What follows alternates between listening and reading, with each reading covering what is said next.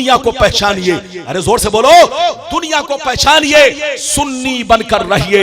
लड़ने का वक्त नहीं, समझने का वक्त है। आज चोर हमको चोर कहता है, आतंकवादी हमको आतंकवादी कहता है, जालिम हमको जालिम कहता है, बर्बाद करने वाला हमारे घरों को आज उल्टे हम पर इल्जाम लगाता है। सबके बाप दादा पहले सुन्नी थे, लेकिन कुछ बेईमान मुसलमानों ने बस्ती बस्ती में घूम करके गांव गांव को तोड़कर रख दिया, मस्जिद मस्जिद को बोलो अलग कर दिया, मुसलमानों को टुकड़ों में बांट दिया। टुकड़ों में हमने नहीं बांटा, सुन्नियों ने नहीं बांटा। सुन्नियों ने तो आपको समझाया कि टुकड़ों में मत बंटिए, लेकिन उन लोगों ने इतना लाम काफ शीन छाटा कि आप उनके फंदे में आ गए, उनके फ्रेम में आ गए। उन्होंने पैसे की भी लालच दिया। अरे जोर से बोलो, उन्होंने पैसे की भी लालच दिया। खबरदार, इधर देखिए, उनके पैसे के झांसे में मत आइए। अगर वो आपको कहते हैं हम फ्री में मस्जिद में इमाम देंगे, तब भी मत रखिए। अगर वो आपको कहते हैं हम मस्जिद में एयर कंडीशन लगा बोलो एसी लगवा देंगे, आप जो है इमाम, आपको मेरी बात माननी पड़ेगी, मस्जिद का सारा खर्च हम उठाएंगे, आप मेरी बात मानो। खबरदार, ऐसी गलती मत करना। आप उसका जवाब देना, तुमको दौलत मुबारक हो, हम झोपड़ी में नमाज पढ़ेंगे मगर नबी की मोहब्बत का चिराग जलाकर पढ़ेंगे। इधर देख, हम तुम्हारी दौलत पर नहीं जाएंगे, हम तो मुस्तफा की मोहब्बत पर जाएंगे। हमें दौलत नहीं चाहिए, हमें तो मुस्तफा का प्यार चाहिए, मुस्तफा का इश्क चाहिए। हमें ईमान चाहिए, जो साहिब ईमान है, जोर से बोलो, वही हकदारे जन्नत है। और जो बेईमान है वो हकदारे जन्नत नहीं, हकदारे जहन्नम है। लड़ने का वक्त नहीं, समझने का वक्त है। इजाजत है, जोर से बोलो इजाजत है। लेकिन लगता है कि आप लोग थक गए। अरे बोलो, थके तो नहीं। बाबू लोग कहाँ कहूं, इधर देखिए, हंसाऊं तो बगावत है, रोलाऊं तो बगावत है। मौलाना दास्तान नहीं बयान करते हैं स्टेज पर, वरना कसम खुदा। आप इधर देख, अगर कोई आपको ये कहे कि आपका कान कौवा ले गया, तो पहले अपने कान को देखो। अरे जोर से बोलो, पहले अपने कान को देखो, फिर आप कौवा को देखो। इधर देखो, धोखा मत खाओ। इधर देखो, इससे पहले आज हमारे मुल्क के अंदर बोलो किसकी हुकूमत है, बोलो। अरे बोलो, अभी किसकी हुकूमत है? बीजेपी की हुकूमत है।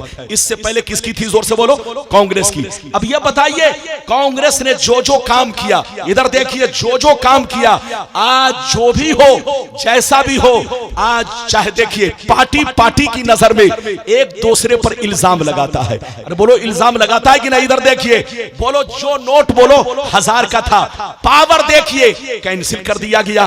तो यकीनी बात है, जिसकी लाठी उसकी भैंस। इधर देखो, आज से सऊदिया में 200 बरस पहले सारा कानून अहले सुन्नत के मुताबिक चलता था। जोर से बोलो, सारा तरीका अहले सुन्नत के मुताबिक था। लेकिन जब से इन बेईमानों की हुकूमत आ गई, 200 बरस से इन लोगों ने सारा सिस्टम अहले सुन्नत का चेंज किया और अपना नया सिस्टम, नया अकीदा, जैसे अकबर ने नया दीन कायम करके, जोर से बोलो, जैसे अकबर ने नया दीन कायम करके मुसलमानों को टुकड़ों में बांटा, मुसलमानों को बर्बाद किया, ऐसे ही कुछ बेईमान मुसलमानों ने अपना नया अकीदा बोलो जारी करके मुसलमानों में बोलो फूट पैदा किया, मुसलमानों में फितना पैदा किया, मुसलमानों को बर्बाद किया। ऐ मुसलमान, बर्बाद हमने नहीं किया, कुछ बेईमान लोगों ने आपको किया है। इसलिए लड़िए मत, समझिए और अपने आप को बचाइए। वो काम, बैठिए तशरीफ रखिए, अपने आप को बचाइए, वो काम मत कीजिए जिससे दुनिया आपको बदनाम करे। एक बात और बताओ, इजाजत है? ये बताओ, पूरी दुनिया में मुसलमानों को बदनाम किसने किया? हमने किया? किसी सुन्नी मौलवी ने किया? जोर से बोल, सीने पर हाथ रख के बताओ, किसी सुन्नी मौलवी ने बोलो किसी को बदनाम किया? नहीं। पूरी दुनिया के मुसलमानों को कुछ बेईमान लोगों ने जलील किया, बदनाम किया, हमारे दामन पर दाग लगवाया। अरे बोलो, हमको आज क्या क्या नहीं कहा जा रहा है? अरे बोलो, कहा जा रहा है कि नहीं? तो ये सब दाग किसकी वजह से है? लड़ने का वक्त नहीं, समझने का वक्त है। होश में आइए, अपनी मस्जिद को आबाद रखिए, घर को आबाद रखिए और रिसर्च किया कीजिए। जोर से बोलो, सिर्फ दाल चावल खाकर, मुर्गा खाकर सोइए मत। कभी कभी तन्हाई में गौर किया कीजिए कि पहले तो हम लोग 25 साल पहले सुन्नी थे। अरे जोर से बोलो, 50 साल पहले लोग सुन्नी थे, हमारे बाप दादा सब सुन्नी थे। ये सब गिरगिट की तरह रंग बदल करके, अरे बोलो, किसी को नालायक ने नालायक बना दिया। अरे जोर से बोलो, किसी को नालायक ने नालायक बना दिया और किसी को खबीस ने खबीस बना दिया। इसलिए याद रखो, समझने का वक्त है बाबू लोग, होश में रहिए, होश में। इजाजत है तो अब आपका मौलाना तीसरी हदीस सुनाए। इजाजत है, दास्तान सुनाने का वक्त नहीं है, किताब पढ़ा कीजिए, तारीख पढ़ा कीजिए। इजाजत है तो मैं तीसरी हदीस सुनाऊं। सारा मजमा हाथ उठाकर बोलो सुभान अल्लाह, और जोर से बोल दो सुभान अल्लाह, और जोर से बोलो सुभान अल्लाह। माशाअल्लाह, गौर से सुनो। तिरमिजी शरीफ जिल्दे सानी बाबु ज़ुहद सफ़ा नंबर 56 की हदीस सुनो। अन अब्दुल्लाह इब्न मसूद क़ाल क़ाल रसूलुल्लाह सल्लल्लाहु तआला अलैहि वसल्लम लौ कानतिद दुनिया तादिलु इंदल्लाहि जनाहा बऊज़ा मा सक़ा काफिरम मिनहा शरबतमा। बहुत शानदार हदीस, इधर देखिए बाबा साहब, इजाजत है? अरे बोलिए इजाजत है, इजाजत है। हजरत हजरत का नाम क्या? मौलाना आफाक अहमद साहब रिजवी। माशाअल्लाह, देखने में देखने चेहरा देखने ऐसे चमक रहा है, कसम खुदा ऐसा चेहरा बेईमानों का नहीं चमकता है, चाहे वो मेकअप कर ले। अरे बोल बोल, हम लोगों का चेहरा कुछ नहीं, न सरसों तेल लगाओ कुछ नहीं, कसम खुदा ईमान की रोशनी चेहरे पर आ जाती। अरे जोर से बोलो, हमारे मदरसे के तालिबे इल्मों को देखो तो लगेगा चेहरे पर नूर बरस रहा है। कोई गुलाब लगता है, कोई बोलो बेला लगता है, कोई चंबेली। और उलमा को देखो तो कसम खुदा आप देखिए सबके चेहरे पर कितनी बोलो कितना निखार है, लेकिन कसम खुदा उनका चेहरा देख लो तो लगता है कि जनाब बोलो नहूसत बरस रही है। ये सब ईमान की रोशनी है जिसकी चमक चेहरे पर है। मौलाना रब्बानी आपके सामने हाजिर है। इजाजत है? जोर से बोलो इजाजत है। बाबू लोग अगर इजाजत है तो जो हदीस मैंने सुनाई उसका मतलब सुनिए। हजरत अब्दुल्लाह बिन मसूद कहते हैं कि नबी ने फरमाया, किसने फरमाया? जोर से बोलो, नबी ने फरमाया। क्या फरमाया सुनिए, नबी ने फरमाया कि अगर ये दुनिया, क्या कहा? अगर ये दुनिया, कौन दुनिया? जल्दी बोलो, जिसमें आप हम सब लोग हैं। अगर ये दुनिया अल्लाह ताला के नजदीक मच्छर के पर के बराबर भी हैसियत रखती तो अल्लाह ताला कभी किसी काफिर को एक कतरा भी पानी नहीं देता। अगर अल्लाह के नजदीक दुनिया की अहमियत होती, जोर से बोलो, मच्छर के पर के बराबर भी हैसियत ये दुनिया रखती, किसके नजदीक? जोर से बोलो, अल्लाह ताला के नजदीक। तो अल्लाह ताला किसी काफिर को, जोर से बोलो, एक कतरा भी पानी नहीं देता, सब प्यास से मर जाते। लेकिन मामला उल्टा है। क्या है? जोर से बोलो, मामला उल्टा है। क्या उल्टा है? सुनिए कि जो मोमिन है, जो परहेजगार है, जो नमाजी है, जो अल्लाह के नेक बंदे हैं, जोर से बोलो, जो अल्लाह के नेक बंदे हैं, नबी फरमाते हैं कि जो मर्द मोमिन ज्यादा जो मर्द मोमिन गरीब है वो अल्लाह से ज्यादा करीब है। क्या कहा? जो मर्द मोमिन, जोर से बोलो, गरीब है वो अल्लाह से, जोर से बोलो, ज्यादा करीब है। इधर देखिए नबी इरशाद फरमाते हैं, अल्लाह जिसको दोस्त बना लेता है, अल्लाह जिसको महबूब बना लेता है, अल्लाह जिसको वली बना लेता है, उसे दुनिया नहीं देता, और अगर देता भी है तो अपनी रज़ा के लिए। बात समझ में आ रही? अरे बोलिए, बात समझ में आ रही? ज्यादा से ज्यादा 15 से 20 मिनट तकरीर बर्दाश्त कर लीजिए। इधर देखिए नबी क्या फरमाते हैं, अल्लाह जिसको दोस्त बना लेता है, वली बना लेता है, जोर से बोलो, उसे दुनिया, जोर से बोलो, उसे दुनिया नहीं देता, और अगर देता भी है तो किस लिए देता है? अपनी, अरे बोलो, रज़ा के लिए। किसके लिए? इसलिए नहीं देता कि 22 लाख की गाड़ी खरीद कर चले, इसलिए नहीं देता कि कारखाना खोले, फैक्ट्री खोले, काजू बादाम खाए, इसलिए देता है कि खुद भी खाए और गरीबों को भी खिलाए। इसलिए देता है कि खुद भी बच्चों की परवरिश करे और मेरे मखलूक की भी खिदमत करे। इसलिए देता है कि खुद भी खाए और दीन का भी काम करे, दीन को रोशन करे।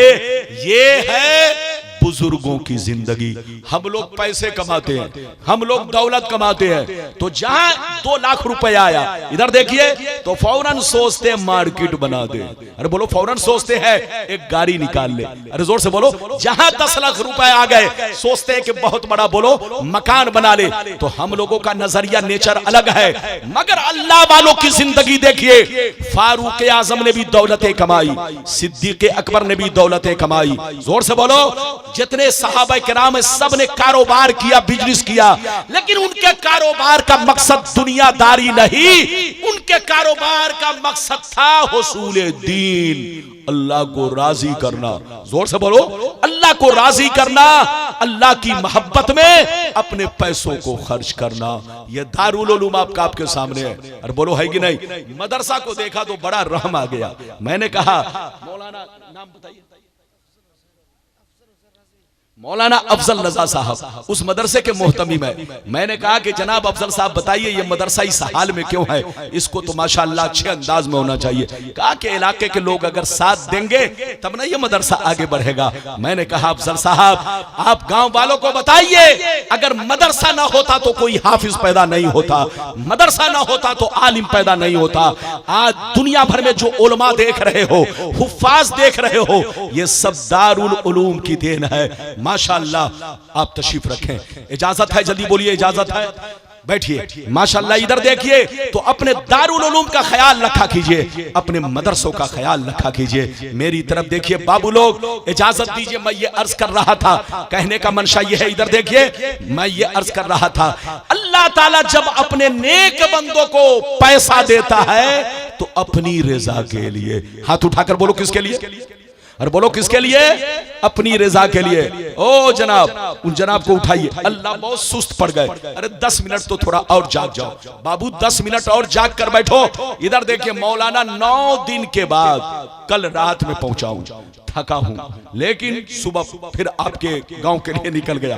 अब फिर मुझे कल लंबे सफर पे निकलना है। तो जिंदगी तो मेरी भाग दौड़ वाली है।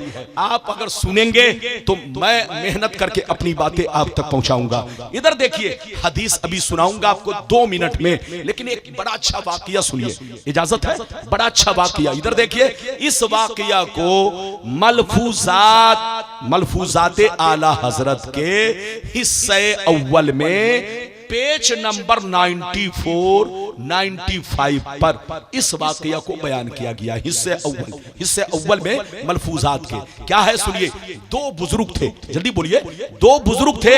एक बुजुर्ग दरिया इस पार रहते, दूसरे बुजुर्ग दरिया उस पार रहते। दोनों में बड़ी गहरी दोस्ती थी। इस पार वाले बुजुर्ग ने एक दफा अपने हाथ से खीर तैयार किया। क्या तैयार किया? जोर से बोलिए। खीर। और खीर तैयार करने के बाद अपने चाहने वाले को बोलाया, कहा इधर आओ, मैंने अपने दोस्त के लिए खीर बनाई है, जाओ दरिया उस पार, मेरा एक दोस्त तुमको मिलेगा, उनको जाकर मेरा सलाम कहो और उनको ये खीर तोहफे में पेश कर देना। गौर से सुनिए। तो मुरीद ने क्या कहा? मुरीद ने क्या कहा सुनिए।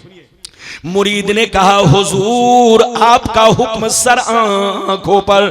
क्या कहा? जोर से बोलो। आपका हुक्म सर आंखों पर, मगर दरिया कैसे पार करूंगा, दरिया कैसे पार करूंगा, न कश्ती है न मल्ला है, बरसात का मौसम है, पानी बरस रहा है, हर तरफ पानी ही पानी है, हम दरिया कैसे पार करेंगे? तो अल्लाह वाले ने कहा ऐ बेटा सुन लो, जब दरिया के किनारे जाना तो दरिया से ये कहना, ऐ दरिया मुझे उस आदमी ने भेजा है जो आज तक अपनी बीवी से मुलाकात नहीं किया है। क्या कहा?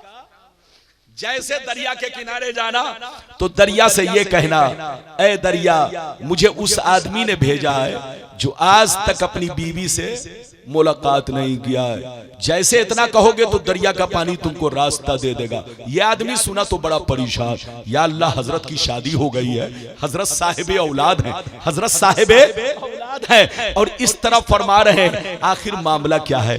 बात तो समझ में नहीं आई, मगर अल्लाह वाले का हुक्म था। दरिया के किनारे पहुंच गए, कहा ऐ दरिया, मुझे उस शख्स ने भेजा है जो आज तक अपनी बीवी से मुलाकात नहीं किया है, उनका हुक्म है कि रास्ता दे दे। जैसे इतना कहा, दरिया का पानी छटा, रास्ता क्लियर। ये आदमी जैसे उस पार पहुंचा तो देखता क्या है, एक दुबला पतला कंबल पोश, जल्दी बोलो, कंबल पोश यानी कंबल ओढ़े हुए एक बुजुर्ग मुराकबे में है, सर को झुकाकर बैठे हुए हैं। जैसे ये करीब पहुंचेगा, अस्सलाम वालेकुम, उन्होंने कहा वालेकुम सलाम, तुम कौन हो, कहां से आए हो?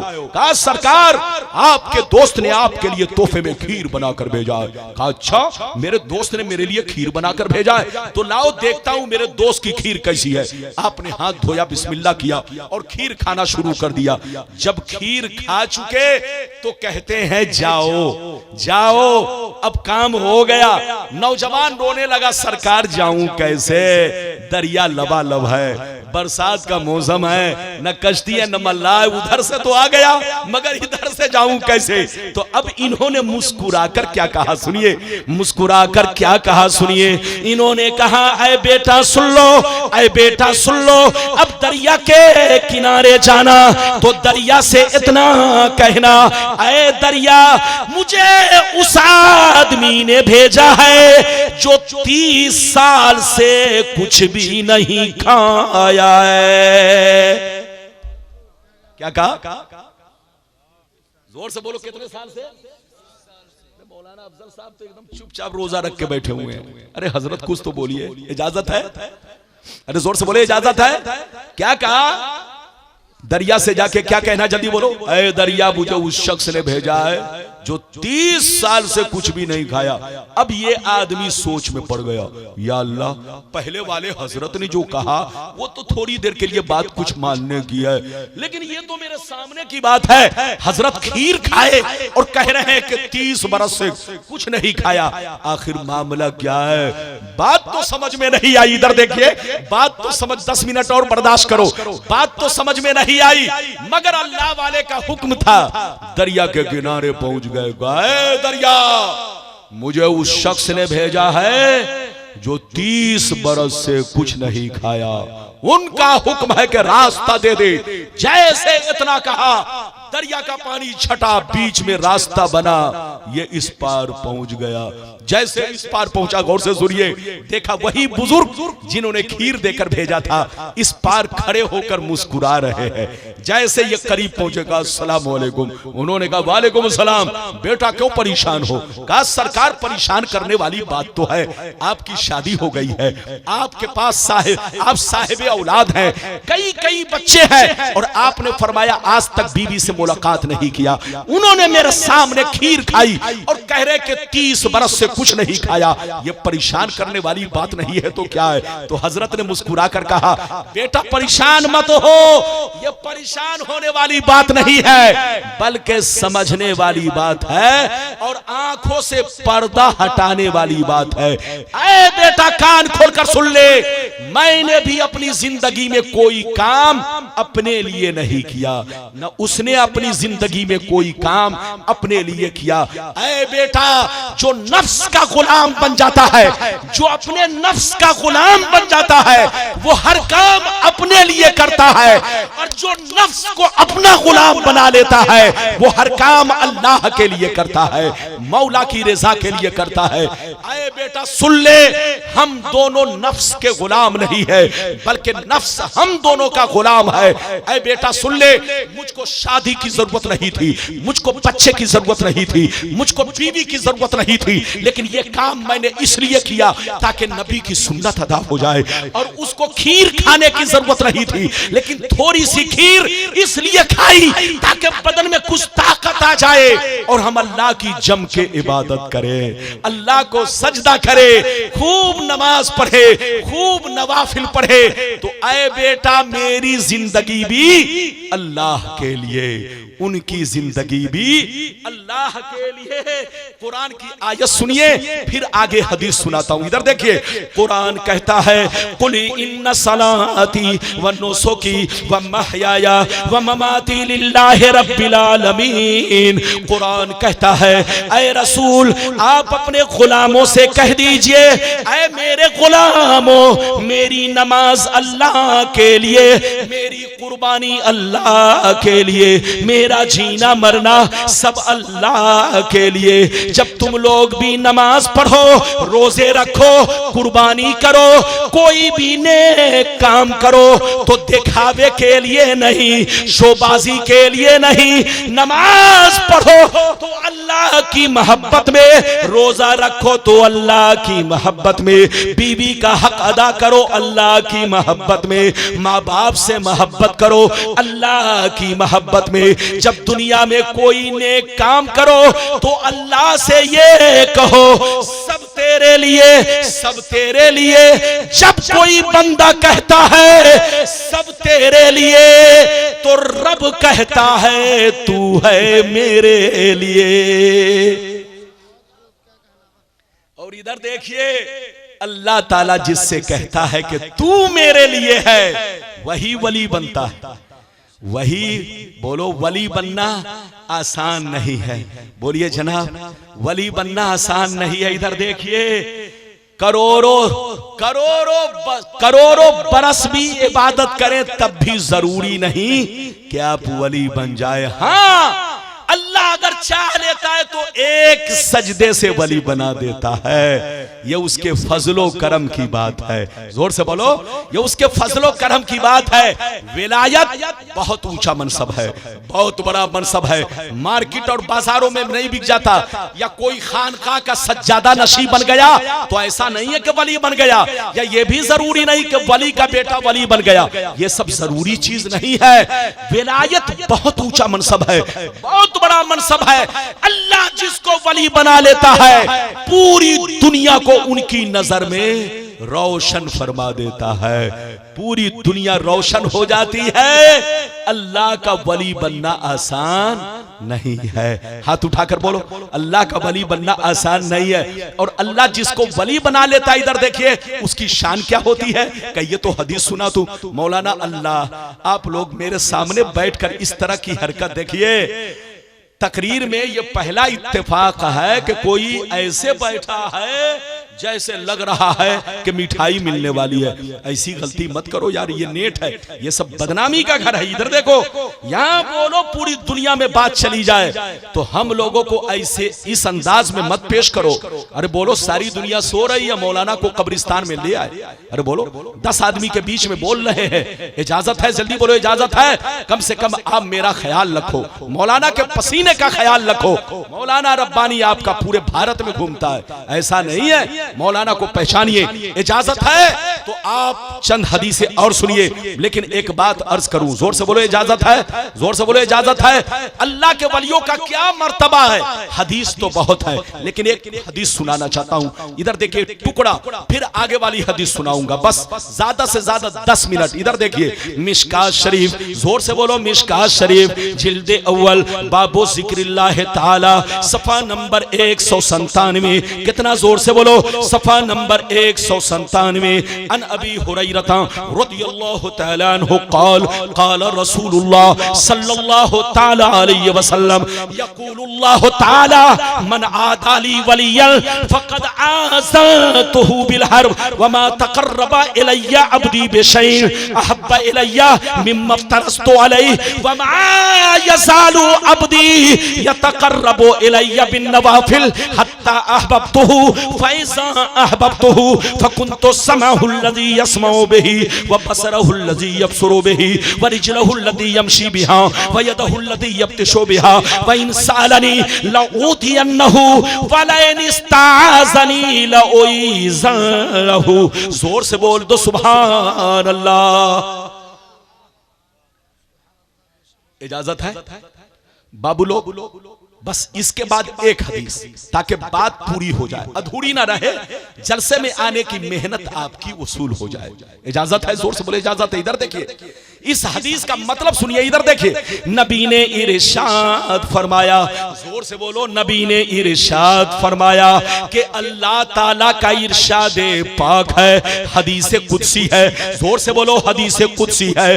अल्लाह ताला फरमाता है कि जो मेरे वली से दुश्मनी रखे, जो मेरे वली से बगावत रखे, जो मेरे वलियों की तौहीन करे, जो मेरे वलियों की गुस्ताखी करे, जो उनसे बगावत रखे, जो उनसे अदावत रखे, जो उनसे दुश्मनी रखे, मैं उससे ऐलाने जंग करता हूं। अल्लाह फरमाता है मैं उससे ऐलाने जंग करता हूं। बेईमानों को बता दो, बेईमानों को बता दो कि जिसको मैं वली बना लेता हूं, मैं उसकी आंखें बन जाता हूं जिससे वो देखता है, मैं उसके कान बन जाता हूं जिससे वो सुनता है, मैं उसके हाथ बन जाता हूं जिससे वो पकड़ता है, मैं उसके पांव बन जाता हूं जिससे वो चलता है। जिसको मैं वली बना लेता हूं, अगर वो कुछ मांगता है तो मैं जरूर अता करता हूं। अगर वो मेरी पनाह चाहता है तो मैं अपनी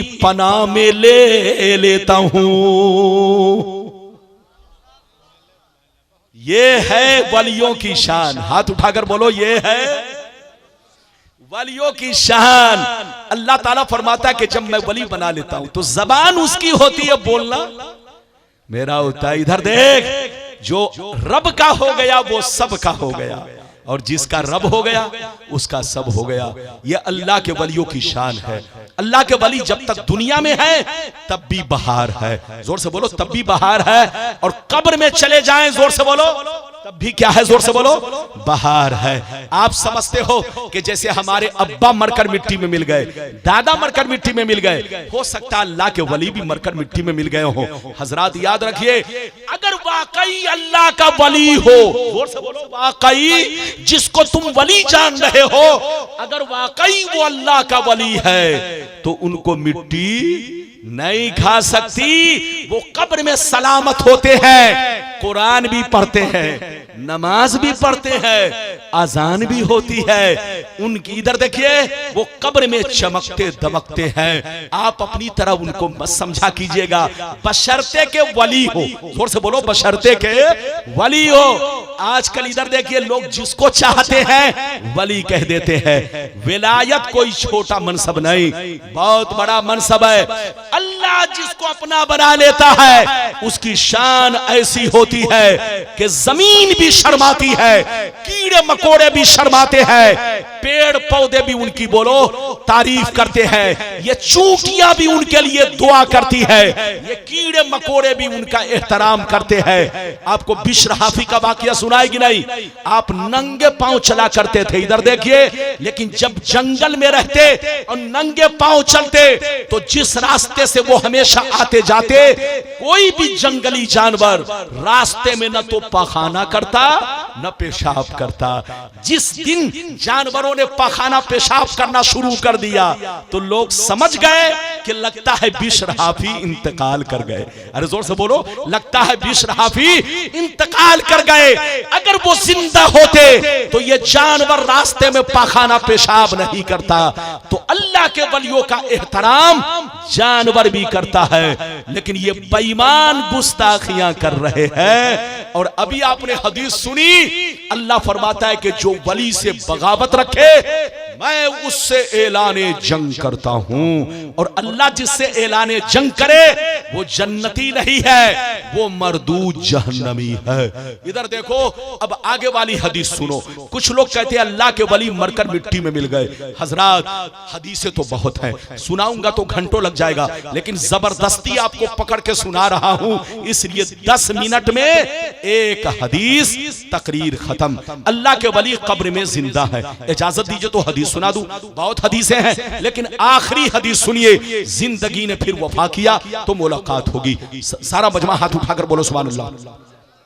और जोर से बोल दो सुभान अल्लाह, और जोर से बोलो सुभान अल्लाह। माशाअल्लाह, गौर से सुनो। तिरमिजी शरीफ, जोर से बोलो तिरमिजी शरीफ, जिल्द सानी, बाबो फज़ाइलिल कुरान, सफा नंबर 117। जोर से बोलो सफा नंबर 117। अन इब्ने अब्बास क़ाल बाज़ो असहाबिन नबी सल्लल्लाहु अलैहि वसल्लम खिबाअहु अला क़ब्रिन व हुवा ला यहसबु अन्नहु क़ब्रुन फफ़ीहि इंसानुन यक़रअु सूरत मुल्के हत्ता खतमहा फ़ातन नबिया सल्लल्लाहु अलैहि वसल्लम फ़क़ाल या रसूल अल्लाह ज़रबतु ख़िबाई अला क़ब्रिन व अना ला अहसबु अन्नहु क़ब्रुन फ़फ़ीहि इंसानुन यक़रअु सूरतल मुल्के हत्ता खतमहा फ़क़ाल अन्नबिय्यु फ़ातन नबिया सल्लल्लाहु अलैहि वसल्लम हे यल मानियतुल मुंजियतु तुंजीहि मिन अज़ा बिल कब्र। जोर से बोल दो सुभान अल्लाह। इधर देखिए, बस तकरीर अब खत्म हो रही है। अब इसके बाद आप घबराइएगा नहीं कि रब्बानी सब बढ़ाते जा रहे हैं। मैं घड़ी पहन के तकरीर नहीं करता हूं। इधर देखिए, जब से मोबाइल निकला तब से घड़ी पहनना ही बंद कर दिया। अब घड़ी पहनने से उलझन होती है। अब मैं आपका चेहरा देख के तकरीर करता हूं। चेहरा जब मुस्कुराता रहता है तो समझ लेता हूं कांटा चल रहा है, और जब लोगों का मुंह आसमान की तरफ खुल जाए और बिरयानी का इंतजार करे तो समझ लेता हूं कि कांटा बंद हो रहा है। तो जबरदस्ती तकरीर अच्छी बात नहीं है। ये तो मैं इसलिए कर रहा हूं ताकि लोगों को लगे कि जलसे की मेहनत वसूल हो जाए। जलसे में लाखों रुपए खर्च होते हैं, बोलो लाखों रुपए खर्च होते हैं, लेकिन मकसद लोग हासिल नहीं करते। बस आया नोट लुटाए, अल्लाह, ऐसे काम नहीं चलता मेरे दोस्त।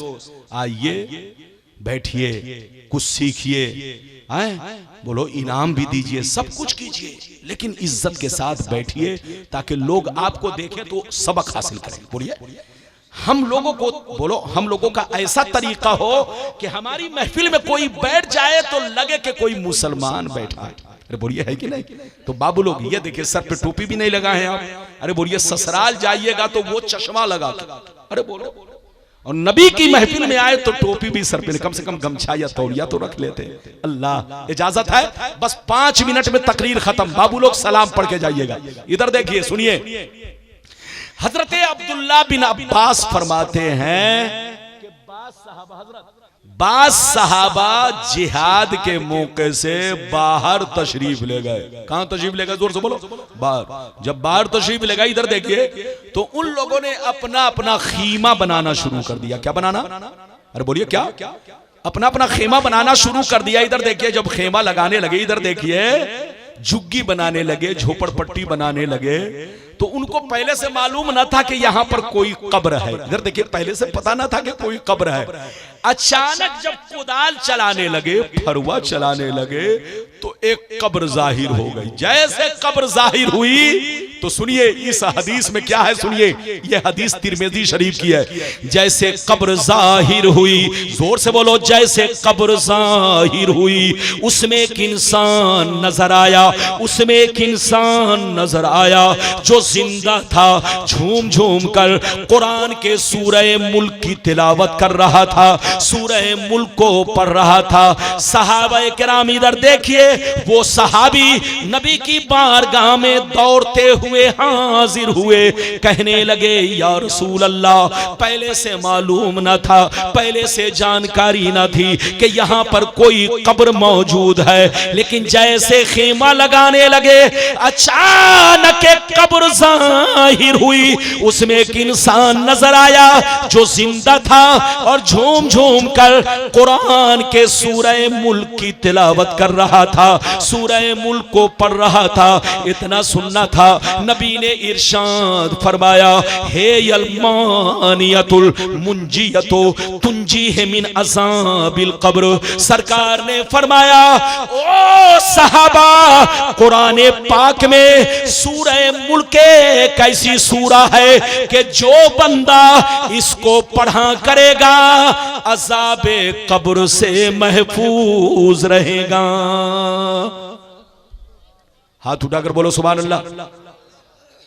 तकरीर अब खत्म हो रही है, इधर देखिए नबी ने क्या फरमाया कि जो बंदा कुरान के सूरह मुल्क को हमेशा पढ़ेगा अज़ाब कब्र से महफूज रहेगा। वो कब्र में क्या पढ़ रहे थे, जोर से बोलो?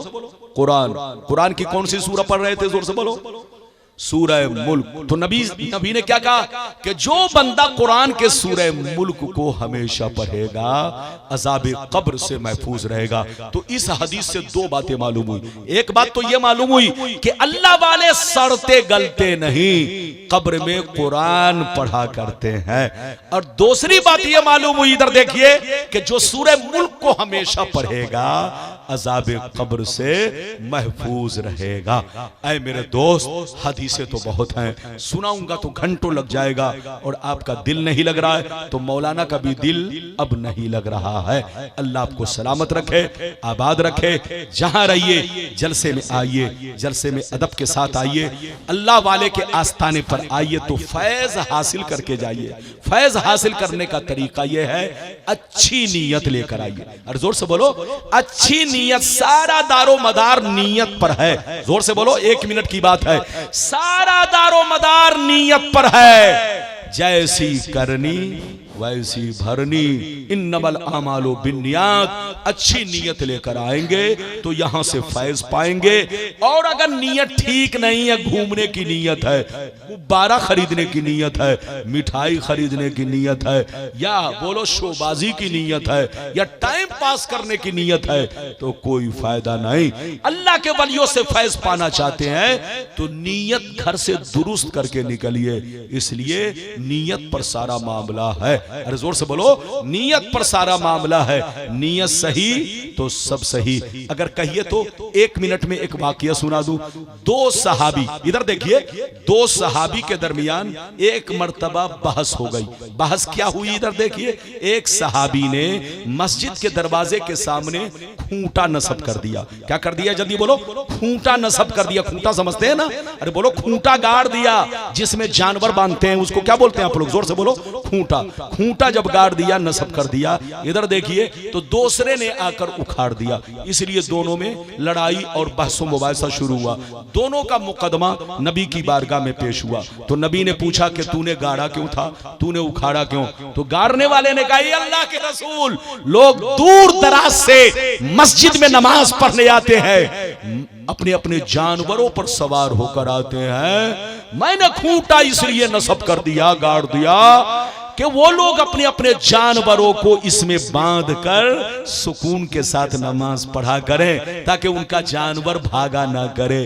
दूसरे से पूछा कि तूने उखाड़ा क्यों? कहा, अल्लाह के रसूल, मैंने इसलिए उखाड़ दिया कि रात के अंधेरे में बहुत सारे नमाजी ऐसे होते हैं जिनकी आंखों में रोशनी कम होती है, वो भी आते हैं। मैंने इसलिए उखाड़ दिया कि किसी के पांव में ठोकर न लग जाए। नबी ने मुस्कुराया, कहा, ऐ खूंटा गाड़ने वाले और ऐ उखाड़ने वाले, तुम दोनों को बराबर बराबर सवाब मिलेगा। अरे जोर से बोलो, क्योंकि दोनों की नीयत अच्छी है। तो जलसे में आइए तो नीयत अच्छी लेके आइए। इन्नमल आमालु बिन्नियात, अमल का दारो मदार नीयत पर है। अल्लाह आपको, हमको, सबको सलामत रखे। सुन लीजिए, शहादत साहब जो तकरीर किए 2018 में भी आए थे, यही बात कहे थे, आज भी ये बात कहे हैं। बोलिए ना, क्या बोलिए? 10 मिनट और।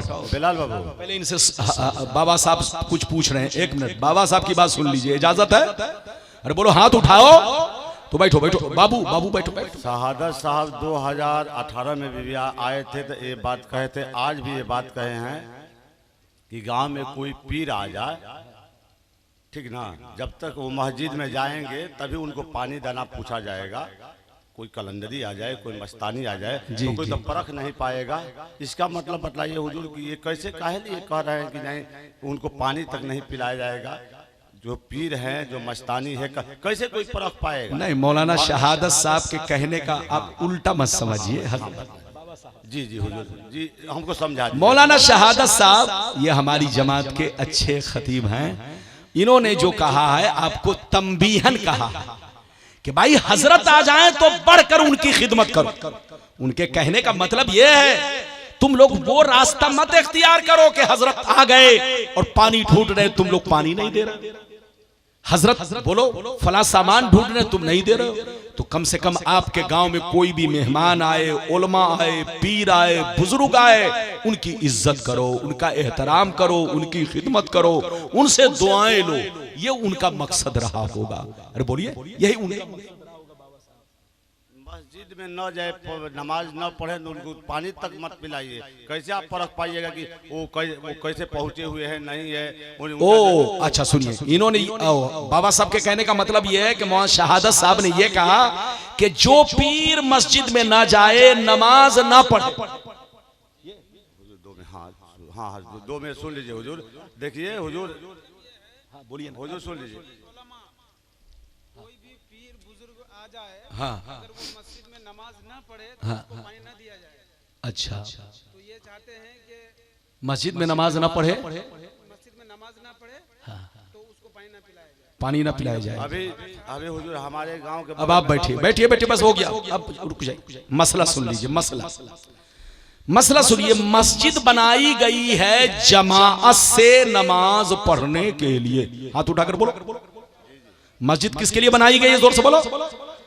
जमाअत से नमाज पढ़ने के लिए। इसीलिए सुन्नत तरीका यह है कि सुन्नत घर में पढ़ो।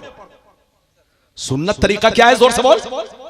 सुन्नत घर में पढ़ो, और जब नमाज कज़ा हो जाए तब भी घर में पढ़ो। अरे जोर से बोलो। अगर जमाअत आपकी छूट जाए, जानबूझकर छोड़ दिया, अरे बोलो, जानबूझकर अगर आपने जमात छोड़ दिया तो अब मस्जिद में मत जाइए, घर में पढ़ लीजिए, वरना लोग आपके गुनाह पर गवाह बन जाएंगे।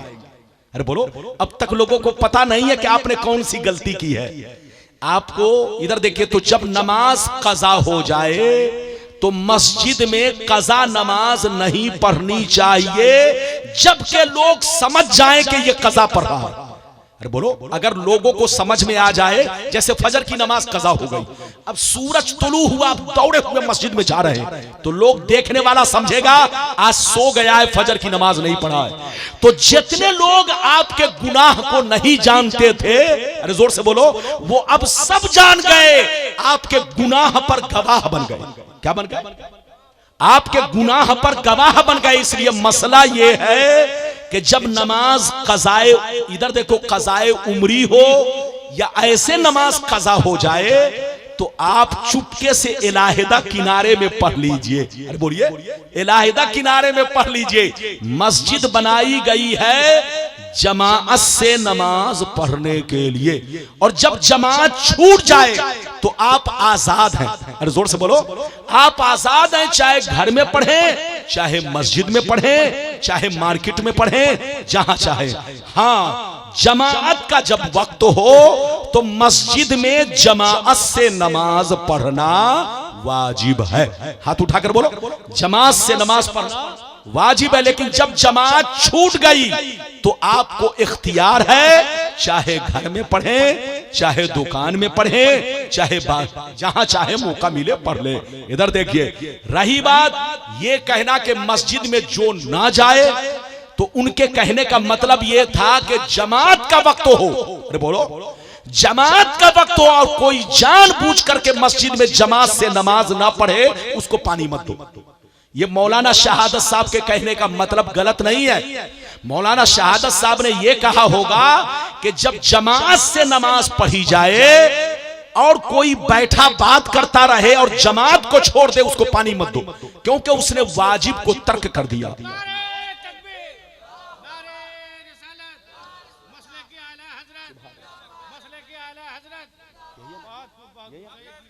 यही मौलाना शहादत साहब के बयान करने का मकसद, इसलिए किसी आलिम के बयान करने को गलत मतलब मत निकालिए। अरे बोलिए गलत मतलब नहीं निकालिए। मौलाना शहादत साहब ने ऐसे नहीं कह दिया, ऐसे कहा होगा कि जमाअत का वक्त हो, जमात खड़ी होने वाली हो, फिर भी आदमी बातचीत करता रहे, जमात छोड़ दे और फिर बाद में अपनी नमाज अलग पढ़े, तो ऐसे लोगों को पानी मत दीजिए। अरे बोलो।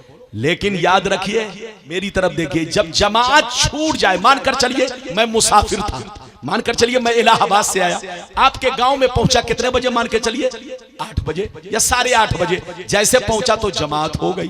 अब जमात हो गई तो मुझको इख्तियार है, चाहे मैं कमरे में पढ़ूं चाहे मस्जिद में पढ़ूं, जमात से नमाज पढ़ी जाएगी मस्जिद में। अरे बोलो, मस्जिद बनाई गई है जमात से, मुसलमान इकट्ठा होकर वहां नमाज पढ़े, वरना सुन्नत तरीका यह है कि सुन्नत घर में पढ़े, फिर जमात से मस्जिद में नमाज पढ़े, फिर पढ़कर घर में सुन्नत पढ़े।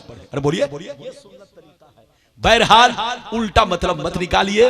और दूसरी चीज, मसला बहुत नाजुक है। एक चीज, अगर कोई आलिम जमात छोड़कर अगर बैठा है तो ये गौर कीजिए कि आलिम क्यों नहीं गया मस्जिद में। अरे बोलो, धोखा मत खाइए।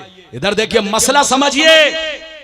अगर आलिम मस्जिद में, अगर आलिम को पता है कि यहां के इमाम का तलफ्फुज ठीक नहीं है, यहां के इमाम का तलफ्फुज, अगर आलिम को पता है कि यहां के इमाम का तलफ्फुज सही नहीं है, कुरान सही नहीं पढ़ता है, अल्फाज की अदायगी सही नहीं करता है, अगर उसको यकीनी तौर पे मालूम है तो उसकी नमाज उसके पीछे नहीं होगी।